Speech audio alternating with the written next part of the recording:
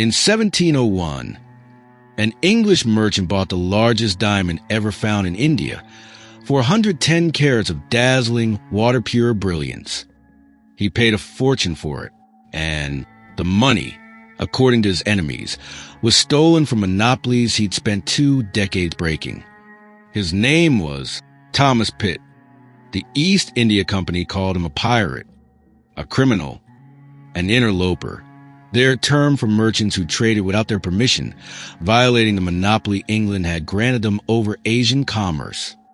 Pitt didn't dispute the charge. He simply kept trading, kept undercutting the company's prices, kept bribing Indian officials, kept making himself wealthy while making the monopoly's enforcers look powerless. They tried to destroy him financially.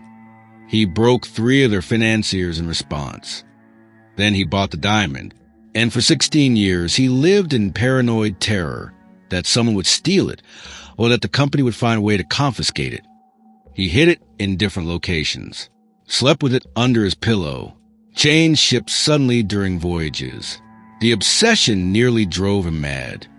In 1717, he finally sold it to the Regent of France for £135,000, one of the largest transactions in history. He used the money to buy estates, legitimacy, and a dynasty. His grandson became Prime Minister of England. The Pitt family ruled British politics for generations, all built on a fortune that started with breaking monopolies and buying a diamond with the proceeds. This is the story of the man who proved that piracy becomes the trade of a bold adventurer once you're rich enough, and crime becomes legacy once you buy the right diamond.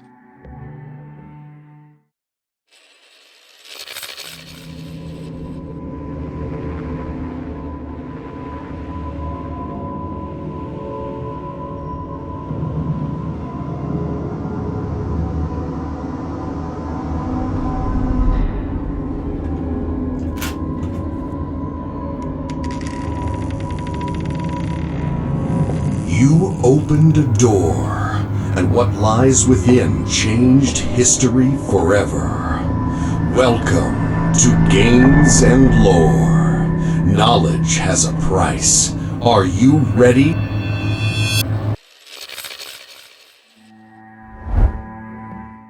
Before Thomas Pitt, English trade with Asia was controlled by a single entity, the East India Company. The Crown had granted them monopoly rights over all commerce east of the Cape of Good Hope. No other English merchant could legally trade in India, China, or the Spice Islands. Pitt looked at this system and saw an opportunity, because monopolies only work if they're enforced, and enforcement requires ships, soldiers, and money. If you could operate faster, cheaper, and with less overhead than the monopoly, you could undercut their prices and steal their business. If you're seeing how one man turned a legal trade into a fortune by exploiting monopoly inefficiency, hit that like button. Pitt proved that monopolies are only as strong as your willingness to obey them. Are you an interloper or shareholder?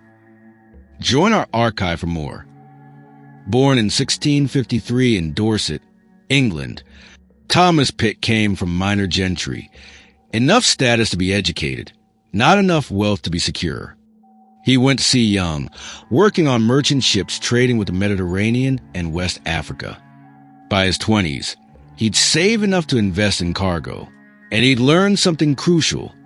The East India Company's monopoly made them lazy and expensive. They charged high prices because customers had no alternatives. They paid low prices to Indian suppliers because those suppliers had no other buyers. Drop a comment telling us where you're watching from and what time it is there. The tension between monopoly power and the mercantile adventuring that Pitt exploited still operates in your economy today. Let's explore how a merchant became a pirate, then a lord, all through understanding that monopolies are only as strong as their ability to stop competition. In 1674, at age 21, Thomas Pitt made his first voyage to India as an interloper, an independent merchant trading, without East India Company authorization. This was technically illegal. The company's royal charter gave them exclusive rights to English trade in Asian waters. Anyone else operating there was violating crown law. But Pitt understood something the company didn't want acknowledged. Their monopoly was legally granted, but practically unenforceable across the vast distances of the Indian Ocean. The company had forts, warehouses, and officials at major ports like Madras, Bombay, and Calcutta, but they couldn't patrol every harbor, couldn't monitor every transaction, couldn't prevent independent traders from anchoring at minor ports and dealing directly with Indian merchants. Pitt exploited these gaps systematically. He'd arrive at small coastal towns the company ignored.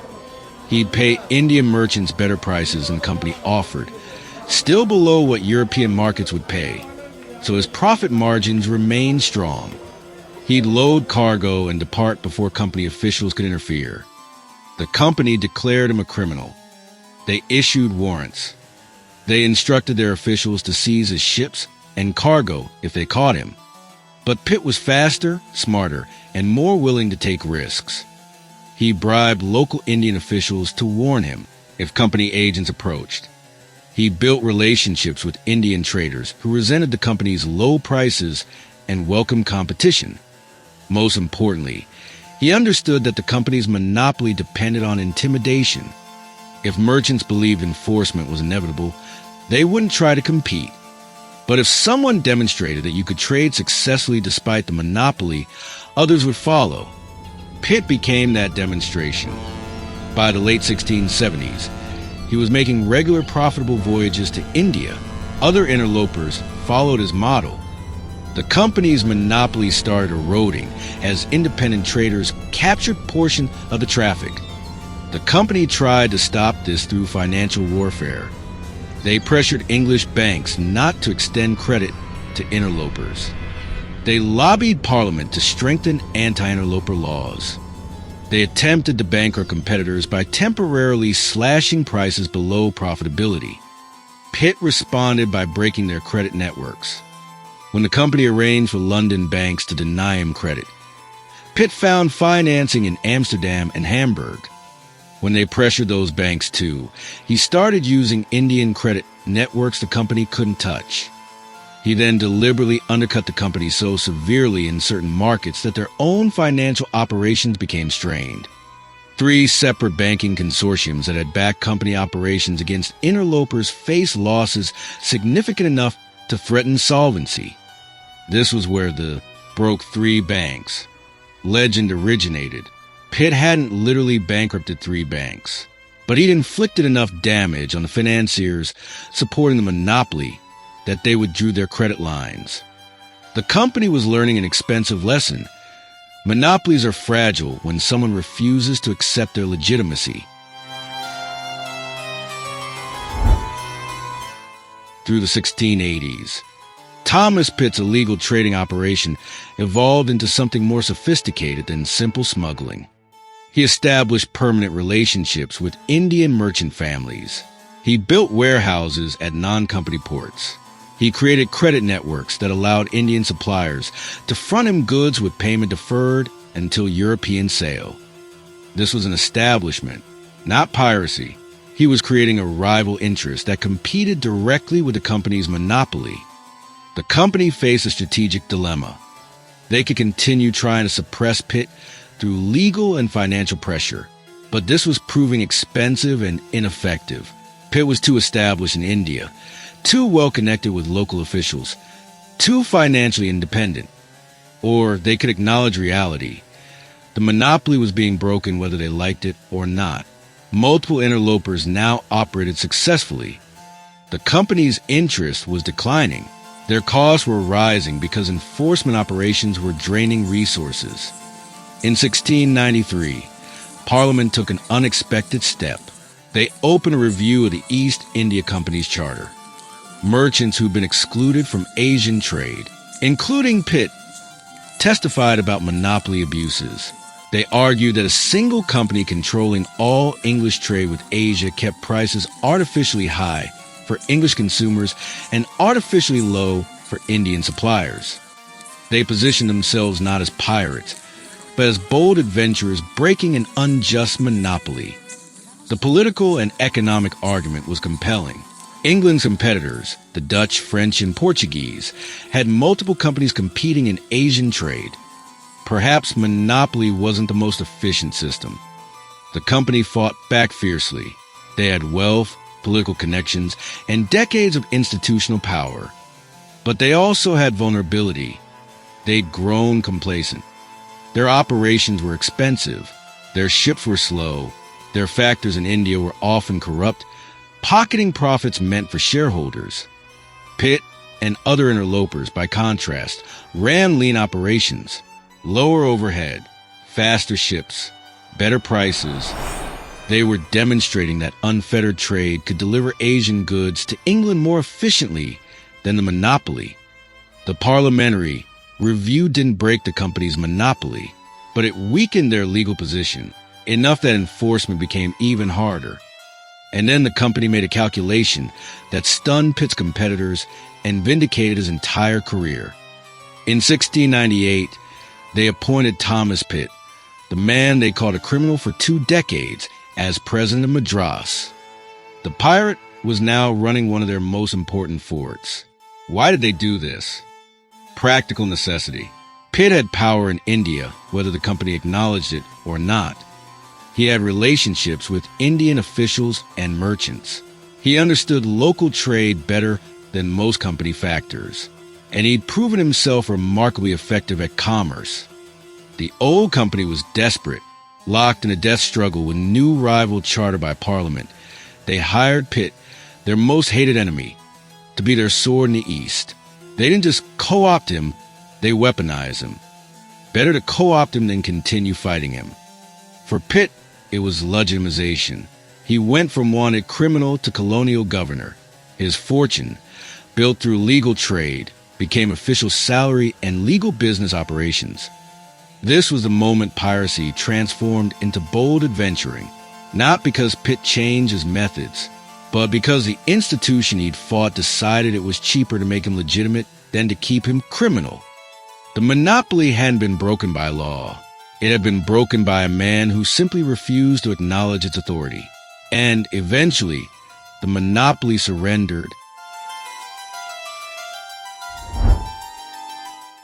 It was in this seat of power, as governor of Madras, that Thomas Pitt encountered the opportunity that would immortalize him. In 1701, he purchased a diamond. Not just any diamond. A 410-carat uncut stone of extraordinary, water-pure clarity. One of the largest diamonds ever unearthed. It had been found in the Golconda mines, the legendary source of the world's most coveted gems. Pitt paid £20,000 for the stone, a staggering fortune for the time. And while he was now an official of the crown, rumors immediately circulated that the gold used for the purchase had been harvested from his years of interloping, the very same private ventures the company had once tried to hang him for. The purchase was both opportunity and curse. Opportunity because the diamond, if properly cut and sold, could be worth several times what he'd paid. The European aristocracy and royalty were obsessed with large gemstones. A diamond this size would attract interest from kings. Curse, because the diamond made Pitt a target. Theft was the obvious concern. Pirates operated throughout Indian Ocean shipping lanes. Any ship known to be carrying something so valuable would be hunted. But there was another fear: confiscation. The East India Company, or the English Crown, could potentially claim the diamond was purchased with illegal profits and seize it. Pitt knew that sending such a stone through official channels was an invitation to seizure or theft. Instead, he turned to family and the methods of his interloper past. In 1702, he sent his eldest son, Robert, back to London with the diamond, literally, embedded in a hollowed-out secret compartment in the heel of his boot. Even as a governor, Pitt Pitt relied on the tactics of a smuggler to move his greatest prize past the very customs agents he was supposed to represent. Pitt became obsessed with protecting the stone. He had it cut in London by the finest gem cutter available, reducing it to 141 carats, but maximizing brilliance and value. The cutting process took years and cost a fortune. During this time, Pitt exhibited increasingly paranoid behavior. He moved the diamond constantly. Sometimes it was in London vaults. Sometimes with trusted associates in Amsterdam. Sometimes he carried it personally, hidden in specially designed secret compartments in his clothing. He slept with it under his pillow when traveling. He changed ships suddenly during voyages if he suspected anyone knew he was carrying it. He trusted no one completely, not even family members. The obsession wasn't entirely irrational. In 1705, while Pitt was transporting the diamond, his ship was nearly intercepted by French privateers. Only sudden fog and wind changes allowed escape. In 1708, there was an attempted robbery at his London residence. The thieves didn't get the diamond. It was elsewhere that night, but they'd clearly known to target his property. Pitt began to wonder if the diamond was worth the mental toll. He'd achieved wealth and legitimacy through his governorship and trading operations. The diamond was supposed to be the crown of his fortune. Instead, it was a source of constant anxiety. But he couldn't bring himself to sell it for less than it was worth. The problem was finding a buyer wealthy enough and trustworthy enough. Kings were the obvious market, but negotiating with royalty was delicate. They expected deference. They drove hard bargains, and they had the power to simply take what they wanted if they chose. Pitt spent over a decade looking for the right buyer. He sent agents to courts across Europe. He had the diamond appraised repeatedly. He waited for the right moment, the right buyer, the right price. Finally, in 1717, the opportunity arrived. Philippe, Duke of Orleans, was regent of France during young King Louis XV's minority.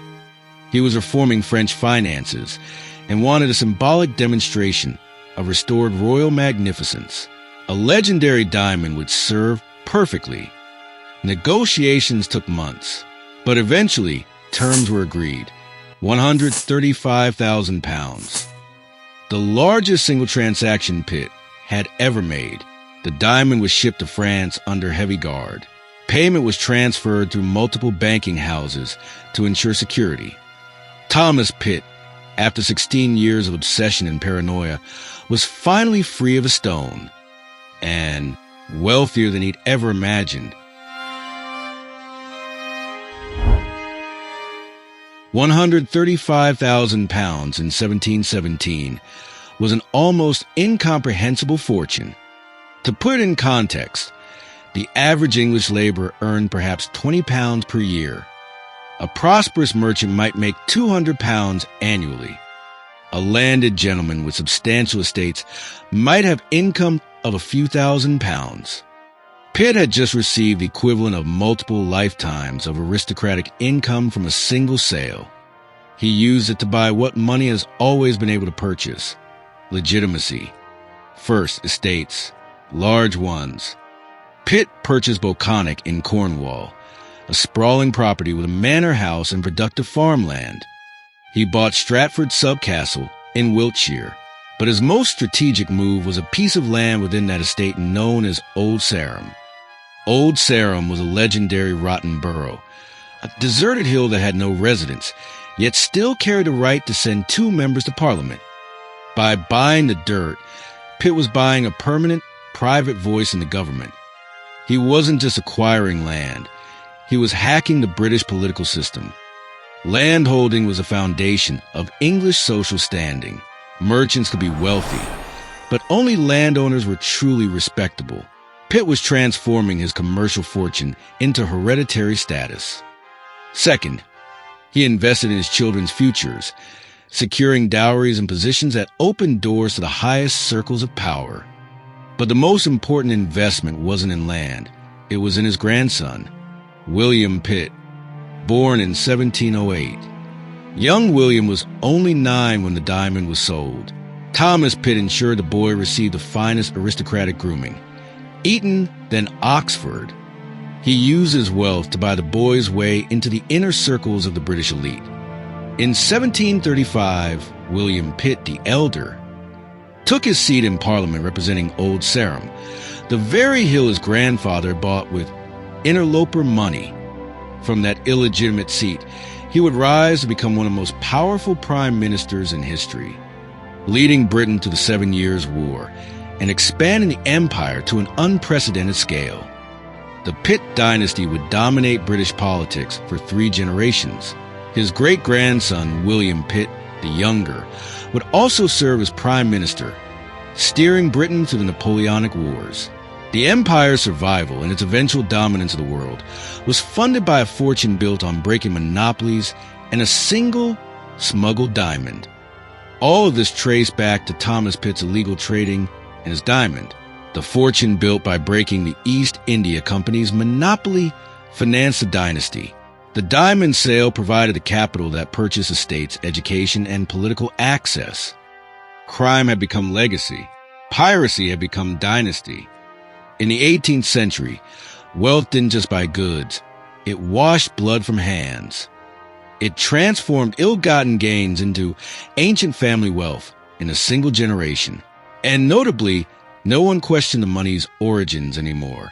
Once you're wealthy enough, once you bought enough land and married into enough families, the source of the fortune becomes irrelevant. Thomas Pitt understood this transformation perfectly. By the time he passed away in 1726, he was no longer Thomas Pitt, the interloper. He was Diamond Pitt, a sobriquet that carried respect rather than accusation. The East India Company that had once called him a criminal now cited him as an example of successful colonial administration. His governorship of Madras was praised. His business acumen was admired.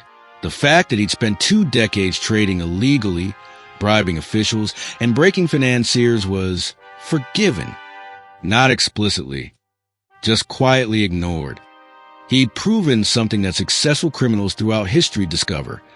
Society's memory is remarkably selective when you become wealthy enough. The Pitt diamond itself continued its journey after Philippe d'Orléans purchased it. The stone was set in the French royal crown. It survived the French Revolution. Barely. It was stolen, recovered, and eventually returned to the state. Today it sits in the Louvre, known as the Regent diamond. Most visitors who see it know nothing of Thomas Pitt. They see a beautiful gemstone with a French royal history. They don't see the illegal trades, the bribes, the broken monopolies, the paranoid years of obsession. They don't see the transformation from pirate to lord. They just see a diamond, legitimate, beautiful, owned by the right people, which is exactly how Pitt wanted it. But the diamond's journey reached its peak of irony with the rise of Napoleon Bonaparte. The man who conquered Europe understood the stone's symbolic weight. He had the Pitt diamond set into the hilt of his coronation sword. The very weapon used to consecrate his empire was powered by a gem smuggled in a merchant's boot. It is the ultimate testament to Pitt's legacy, a pirate's secret transformed into the steel of an emperor. Thomas Pitt's story poses an uncomfortable question. What's the difference between a criminal and a merchant prince? The answer, his life suggests, is entirely about winning. Pitt violated monopoly law. He bribed officials. He operated explicitly illegal commercial operations. The East India Company had legal and moral arguments for calling him a criminal. From their perspective, he was stealing trade that rightfully belonged to their charter monopoly. But Pitt saw it differently. He saw an inefficient monopoly charging excessive prices, paying suppliers poorly, and enriching a small group of shareholders while excluding everyone else from Asian trade. His crime was competition. His piracy was undercutting prices and offering better terms. And crucially, he won. He made himself too successful to suppress, too wealthy to ignore, too connected to marginalize. The company tried to destroy him through law. He circumvented it.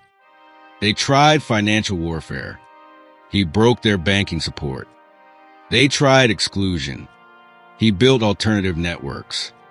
Eventually, they surrendered and made him legitimate by appointing him governor.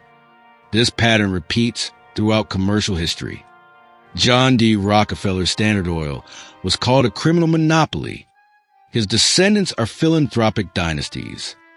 The robber barons of the Gilded Age were accused of theft and exploitation. Their great-grandchildren are respected aristocracy. Tech founders who violated regulations, ignored intellectual property, or operated in legal gray zones become billionaires celebrated as visionaries. Their early questionable practices are reframed as disruption. The transformation is always the same. If you win big enough, fast enough, your crimes become profitable projects. Your violations become adventuring. Your piracy becomes dynasty. Pitt was perhaps the first to execute this playbook systematically in the modern era. He didn't just make money illegally. He used that money to buy legitimacy so thoroughly that his descendants could rule an empire. The East India Company he fought would eventually become the instrument of British imperial control over India. The monopoly he broke would evolve into a colonial administration that ruled hundreds of millions. And the Pitt family, built on fortune from breaking that monopoly, would produce the leaders who manage that empire. The diamond is the perfect symbol. Uncut, it was valuable but crude, like Pitt's early illegal fortune. Cut and polished, it became the Regent diamond, suitable for kings, like the Pitt dynasty after legitimization. The stone didn't change in essence. It was always carbon.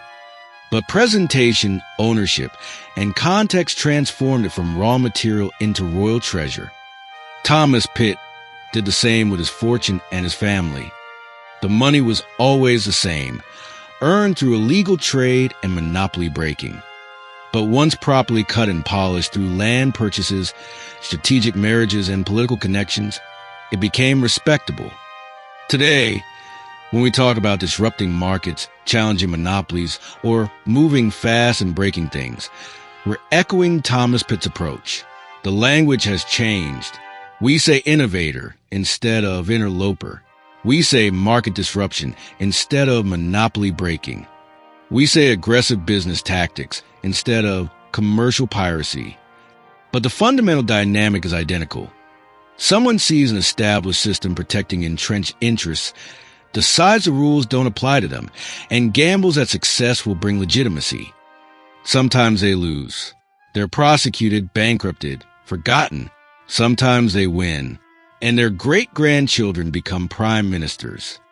Thomas Pitt proved that in commerce, as in war, history is written by the victors. And the victors are always called merchant princes, never pirates, even when they're exactly the same people.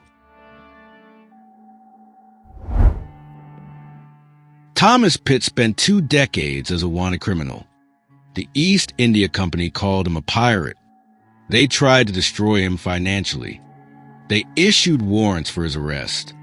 He responded by breaking their banking operations and building his own trading empire.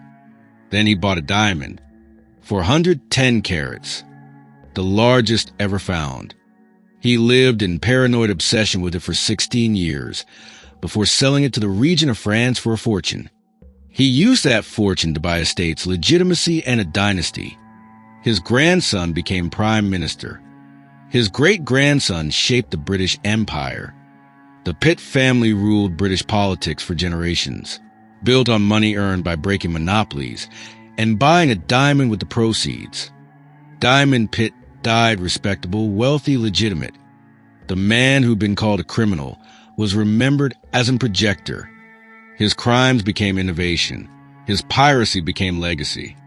Because in the end, crime and entrepreneurship are distinguished by only one thing: winning. If you're starting to see why disruption and piracy are often the same thing with different PR, subscribe for the rest of the series. Like this if you've never heard how the Pitt dynasty was built with money from breaking monopolies. Comment, whether modern disruptors are different from Thomas Pitt, or just better at polishing their reputation. Share this with someone who thinks monopolies protect consumers. Pitt proved they protect profits, until someone refuses to acknowledge their authority. The pattern continues. The pirates become lords. The crimes become dynasties. Thomas Pitt proved that piracy becomes entrepreneurship once you're rich enough, and crime becomes legacy once you buy the right diamond.